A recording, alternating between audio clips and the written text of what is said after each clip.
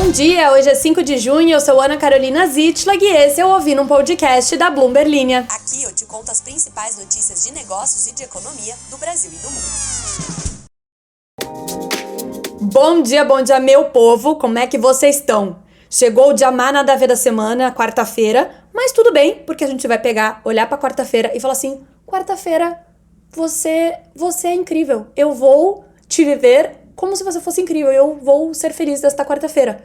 Este mindset aí que você vai colocar na sua cabeça mesmo, que você não esteja sentindo isso, pois eu estou tóxica na felicidade hoje.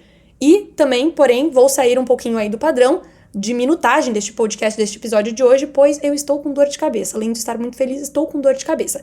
E como a gente preza pela felicidade e também pela saúde de todo mundo, tô aqui dando exemplo e tô falando que vou pisar um pouquinho no freio porque minha cabeça tá doendo. E aí não vou ficar aqui me esgoelando por 15 minutos, apesar de adorar vocês. Inclusive, no final aqui do podcast tem uma mensagem emocionada do Papai Noel, mentira minha, porque eu tô emocionada. Pra você que chegou hoje e tá... O que raios é essa introdução?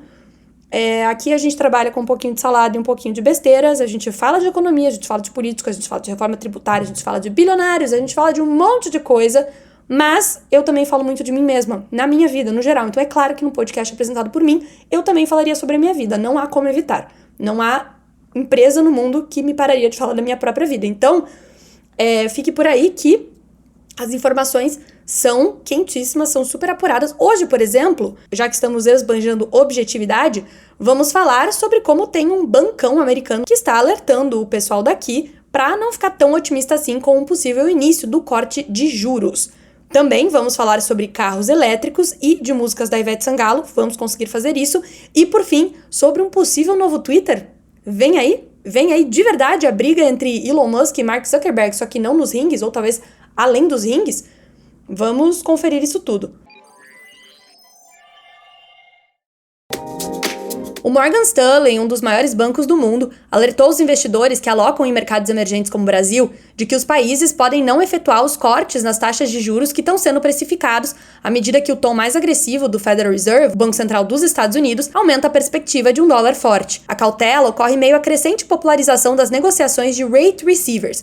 Essa estratégia, que está sendo recomendada por bancos concorrentes ao Morgan Stanley, como o Goldman Sachs e o Citigroup, é uma estratégia que garante ganhos quando os juros começam a cair. A corrida por títulos e para travá-los nos rendimentos atuais, ou seja, antes das quedas, também ocorre em outra parte do mercado, nas apostas em posições vendidas em dólar, que estão trazendo os melhores retornos do primeiro semestre em 2 anos. Vamos destrinchar isso tudo aí. Então, o primeiro, rate receiver. Quando você compra um título, você pode comprar um título pós-fixado, pré-fixado. O pré-fixado te garante um retorno com base nos juros que estão agora, que estão sendo negociados agora. O pós-fixado diz respeito a um outro período. Os investidores estão correndo para comprar os títulos pré-fixados, já que há uma suspeita de que as taxas podem começar a cair aqui nos mercados emergentes. Já a posição vendida, e a gente já falou algumas vezes sobre isso, porque é um conceito que está dentro da estratégia de short selling, que de vez em quando a gente comenta aqui. A posição vendida, ela funciona como uma proteção contra uma queda em algum tipo de mercado. Então, uma posição vendida em dólar, por exemplo, quer dizer que você está posicionado apostando que ele vai cair, que no momento que ele começa a cair, você já vendeu o que você tinha na mão e você tem agora mais dinheiro, digamos assim, para comprar um dólar a um preço mais barato. Só que os estrategistas do Morgan Stanley estão alertando contra essas estratégias. O banco recentemente aumentou a sua previsão para a taxa final do ciclo de aumento do Federal Reserve de juros e revelou aos seus clientes que está com uma visão, na verdade, otimista do dólar. Isso porque, quanto mais os Estados Unidos aumentam os juros por lá, mais atrativos ficam os títulos americanos,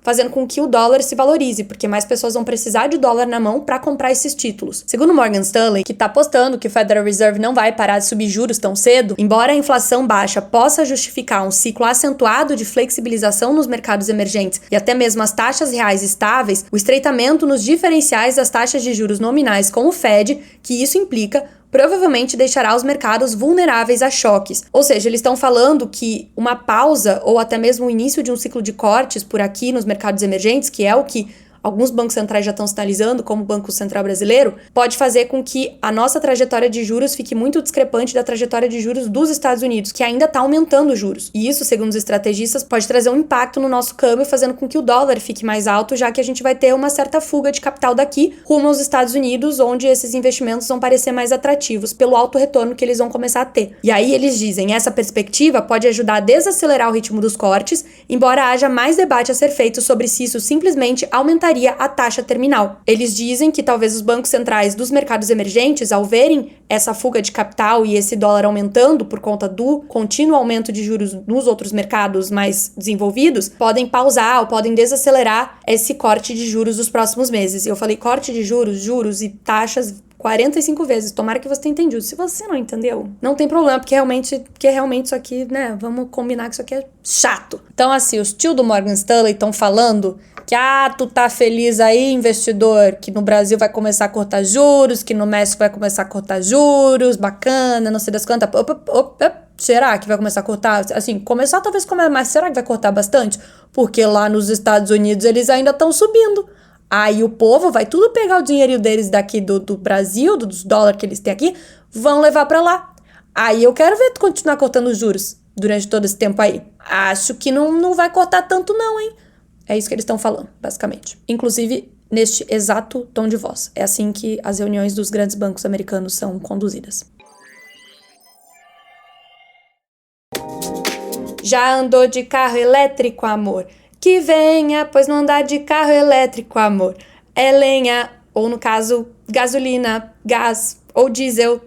Ivete Sangalo, se você está me ouvindo, fique aí essa oportunidade de vender este jingle para alguma montadora e ficar ainda mais rica, já que você merece o mundo. Um grande beijo e me convide para o Carnaval de Salvador no ano que vem. Segundo dados da NeoChange, uma empresa do setor e que compilou dados oficiais da Secretaria Nacional de Trânsito em março deste ano, temos cerca de 11 mil carros totalmente elétricos no Brasil. Depois, temos os híbridos plug-in, que uma parte é combustível, outra parte conecta na estação de recarga. São cerca de 27 mil desse tipo. E aí, os híbridos ou híbridos leves são 86 mil, ou quase 70% dessa frota. No total, são 126 mil carros com algum tipo de eletrificação aqui no país. Nos Estados Unidos, são 1,7 milhão, de acordo com a consultoria Experian. Na Europa, segundo a Associação Europeia de Fabricantes de Automóveis, o dobro disso. E na China, 27 milhões. Segundo a Associação Chinesa de Fabricantes de Automóveis. Então, não andar de carro elétrico na China é, sim, lenha. Que, se você for baiano com mais de 45 anos, entende lenha como um problema, uma coisa inaceitável. E é aqui que entra o anúncio da BYD, a fabricante de veículos totalmente elétricos e híbridos plug-in chinês e que rivaliza com a americana Tesla, que disse que vai investir 3 bilhões de reais no Brasil para construir a sua primeira fábrica de carros elétricos fora da Ásia. E se eu te falar que essa fábrica será em Camaçari, na Bahia, vai ficar ainda mais genial a maneira como começamos a contar essa notícia aqui usando uma música de Veveta. Camaçari é uma cidade que fica ao norte de Salvador. A instalação da BYD, cujo nome, segundo a companhia, significa Build Your Dreams, ou Construa os Seus Sonhos, incluirá a produção de carros híbridos e elétricos, uma unidade focada em chassis para ônibus e caminhões elétricos e uma para processamento de lítio e fosfato de ferro para o mercado internacional. Lembrando que há alguns meses estávamos falando por aqui de como o governo de Minas Gerais foi para os States vender o Vale do Lítio do estado para investidores estrangeiros. O Vale do Lítio fica na região norte de Minas Gerais, próximo com a fronteira da Bahia. Espera-se que as operações da BYD, as primeiras fora da Ásia, comecem no segundo semestre de 2024 e tenham capacidade anual inicial de 150 mil unidades, com potencial para chegar a 300 mil unidades.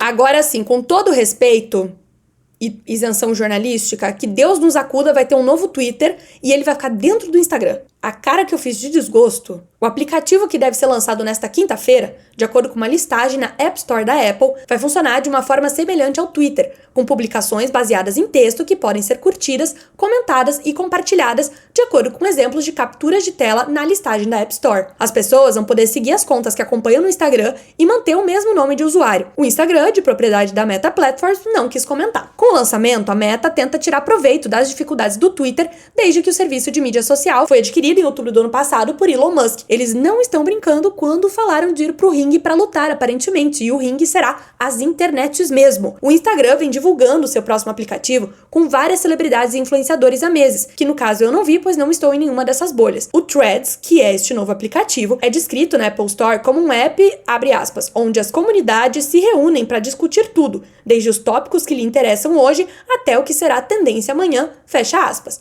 Vale lembrar que a Meta tem um longo histórico de ser acusada de pegar ideias emprestadas dos concorrentes, ainda que isso nem sempre tenha dado certo. O próprio Facebook teve, segundo especialistas, inspiração no MySpace da década de 2000. Todo mundo também lembra de quando os Stories chegaram para acabar com o Snapchat aqui no Brasil. E, mais recentemente, tivemos o Reels para tentar acompanhar aí o crescimento do TikTok. Para quem achou que a Meta estava morta e enterrada, olha ela aí chegando com o Threads. Eu menti e falei bastante, aparentemente. Não sei quanto que vai dar na soma total aqui. O Tony deu um toque aqui que eu esqueci de mencionar uma outra empresa que também pertence à Cosan no episódio de ontem. Além da Comgás, da Raízen e da Rumo, também temos a Moove, que é uma das maiores fabricantes e vendedoras de lubrificantes para automóveis do mundo. Tony, muito obrigada pelo seu toque, senhor Rubens Ometo, chefe de metade do país. Na real, a Cosan tem 40 mil funcionários diretos, segundo o LinkedIn deles. E a título de curiosidade, uma pequenina pílula de conhecimento para você aqui no final do podcast. O maior empregador privado do país é o Carrefour Brasil, que após a compra do Grupo Big no ano passado, ou a finalização, na verdade, da compra do Grupo Big no ano passado, tem cerca de 120 mil funcionários. O maior empregador público é, segundo dados de 2021 do então Ministério da Economia, o Banco do Brasil, com um número aí similar. Continuando, estou vendo todas as sugestões de pauta de vocês, tá? Estou anotando, vou tentar encaixar uma aqui, uma colar. Vai dar tudo certo. Várias ideias super bacanas e interessantes que eu também gostaria de me aprofundar. Então, caso o interesse de vocês com o meu, perfeição, vem pro podcast. Fico muito feliz que vocês lembraram aí também de pagar os boletos de vocês quando eu falei da minha conta de gás. Cada dia mais orgulhosa aqui de estar contribuindo para a sociedade. E agora, eu tenho um recado para todos vocês. É que eu tô sentimental. Então, eu só queria agradecer muito, de verdade, de coração. Tô olhando pro microfone agora como se eu estivesse olhando para cada um de vocês. O apoio que vocês me deram nas últimas semanas, nos últimos meses, foi extremamente surpreendente. O alcance desse podcast, quantas pessoas comentam, quantas pessoas acompanham, principalmente as mensagens que eu tenho recebido de como muita gente tá começando a gostar de economia, tá se interessando por notícias de economia por conta do podcast. Isso é extremamente gratificante pra mim. Então, continuem acompanhando, mandem aí pras pessoas que vocês gostam, que vocês acham que queriam também curtir, entrar neste mundo. E continuem conversando comigo, pois considero realmente vocês todas minhas amigas e meus amigos. Poderia muito bem sentar na mesa de um bar ou de um café, seja lá o que você gosta de beber, pra gente ficar horas a fio fofocando sobre mercado financeiro, empresas e negócios. É isso, meu pessoal. Uma quarta-feira iluminada aí para todos e até amanhã.